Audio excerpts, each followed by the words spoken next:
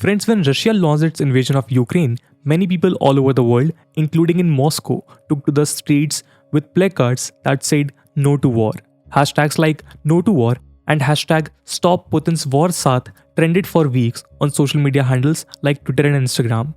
In short, on every platform worldwide, public sentiment was against Russia. But in case you noticed, there has not been any significant protest in India so far against Russian aggression.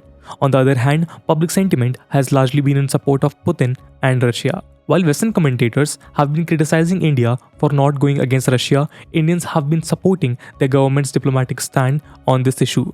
Many have been calling it the death movement for Indian morality.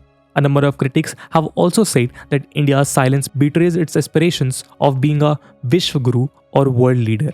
According to Richard Haas, the president of the Council of Foreign Relations, India's response to the crisis tells us that it is not yet ready to take on the responsibilities of a major power. He even said that India is not capable of being a dependable partner. Some experts are asking how long India will be able to save its moral stature on the global stage. How long will India remain silent? Now the question is, how true are these claims made by Western countries that have been moralizing? Through this, we will be able to know the reason behind the pro-Russian public sentiment in India. And is this really justified? So let's get started.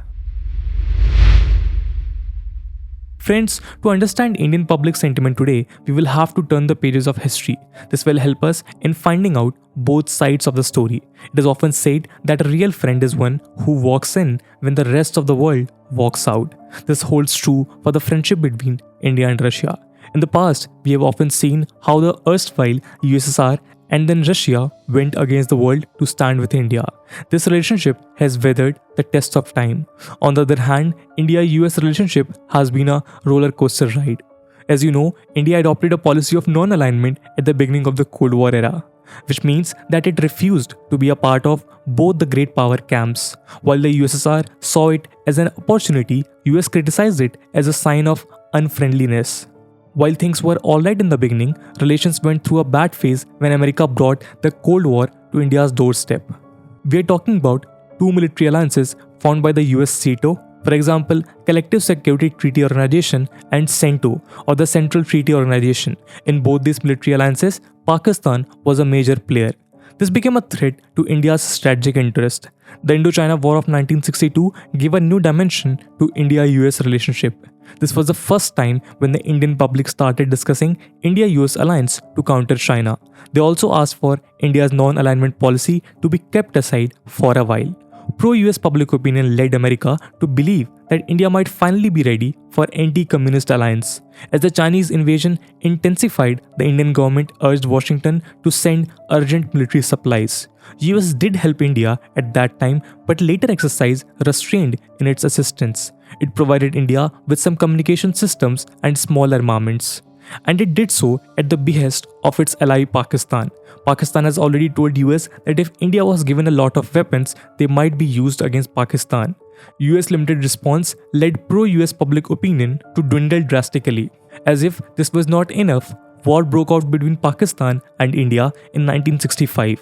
Historians claim that not only did America refrain from criticizing Pakistan, but also secretly supplied it with weapons. Moreover, in the 1960s, during the Vietnam War, US atrocities led to public opinion in India going against it. The 1970s was the worst phase of India-US relations. During this time, US President Richard Nixon and Indian PM Indira Gandhi had a lot of disagreements. Another war took place between India and Pakistan in 1971. The 7th Fleet of the American Navy was stationed at the Bay of Bengal, and British ships ready to attack India were stationed at the western coast. India was surrounded on all sides. If there was one state that stood with India at that time, it was Soviet Russia. Indira Gandhi and Nikita Khrushchev signed the India-Soviet Treaty of Peace, Friendship and Cooperation on 8 August 1971. Under this agreement, it was decided that an attack on India would also be considered an attack on the Soviet Union. Russia dispatched its vessel fleet from Vladivostok, which encircled American ships and prevented them from encroaching into India's territorial waters. This not only helped in stopping a direct confrontation between India and America, but also in liberating Bangladesh from Pakistan.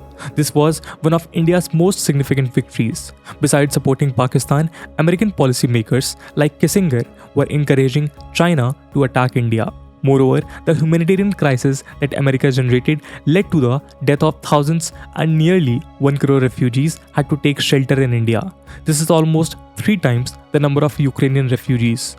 Although this comparison is not justified, if US looks at its historical records, it knows that it is not justified either of it to lecture India wearing a moral crown. As if this was not enough, US established diplomatic relations with China with the help of Pakistan in 1972. In one way, US was trying to corner India.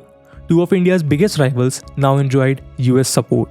When the USSR invaded Afghanistan in 1979, Pakistan helped US in supporting the Mujahideen. US and Pakistan were close as never before, and India increasingly fell under the threat of terrorism. During the same time, China-USSR relation was also tense, which is why India and USSR got together to contain China. US openly threatened USSR that if India and China engaged in another war, USSR would not help India. When the Kargil war broke out between India and Pakistan in 1999, US again took part in the war behind India's back. US refused India the supply of GPS satellite system.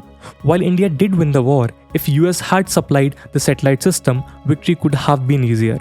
Moreover, US slapped severe sanctions on India when it tested its nuclear weapons in 1974 and 1998. So as you can see, US went against India and broke its trust time and again. While Russia stood with India at all critical junctures, apart from defense and economic ties, Russia also stood beside India on the international stage, be it the Kashmir issue, Article 370, Goa's independence, or India's first nuclear. Russia used its veto power at the UNSC to support India.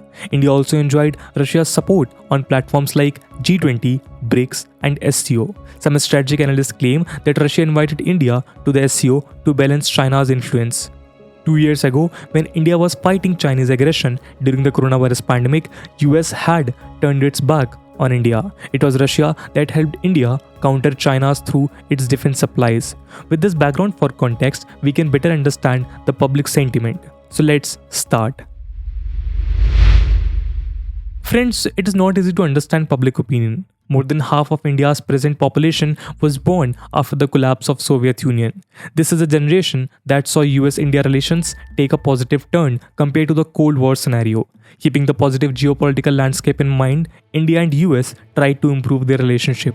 On the other hand, Russia was going through a huge political and economic disaster after the fall of USSR. Russia did not have Hollywood. Neither did it have charming American cities like Las Vegas or New York that could attract India's middle class. Russia lacked alternatives to Apple devices or McDonald's too. Compared to the US dollar, the Russian ruble was always weak. India's millennial generation has been looking at the US as a promising destination for study, work, or job. So much so that those who enjoyed India-USSR Cold War relationship preferred to send their kids to US and other Western countries than Russia. Despite this, we can say that popular culture, similar political systems, or aspirational dimensions are enough to mold public sentiment in the country's favor. Although India-US relations are better than before, Indian public has not forgotten history. It has also not forgotten US record with its allies. Henry Kissinger's words have not been forgotten. It may be dangerous to be America's enemy, but to be America's friend, it is fatal. History has taught the Indian public about America's hypocrisy. There is no death of this hypocrisy even today.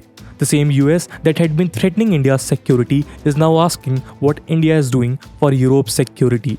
The same US that had said that it respects the unique relationship between India and Russia has now changed its tone and is threatening India in different ways. It is today giving India moral lectures. Moreover, the West says that if India buys oil from Russia, it has to face sanctions by West. But let us remind you that despite all this, Europe and NATO countries are still buying oil and gas from Russia every day. West's classic hypocrisy is the biggest reason for the distrust of the Indian public. If the US still expects that India would be its all-weather dependable ally and support US, then it is a mistake. And US taken for granted attitude is the key to India's pro-Russian sentiments. Even if we consider for a moment that India speaks out against Russia, will it be enough to stop Russia? So far, all analysis tells us that Russia is not going to step back unless its demands are met. So even if India condemns Russia, it will not make much difference to the war. On the other hand, this will only bring Russia and China closer, and India won't want to do this. But this is no way means that the Indian public is in support of the act of war or the atrocities that are taking place. India has been continuously talking about resolving this conflict through peaceful dialogue. India is doing this keeping its national interests in mind. This is not India's war. This is a crisis concerning aggressive Russia, West, and NATO, not India. Similarly, NATO's expansion is Russia's problem, not India's. National interest come first in geopolitics. Morality and other considerations comes later.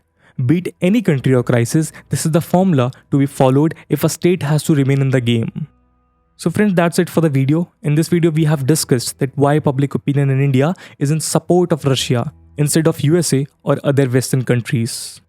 And along with the analysis, this video is quite relevant from the perspective of UPSC mains examination. Questions based to India-Russia and India-US ties in the context of the crisis in Ukraine could be expected in the UPSC GS2 International Relations section.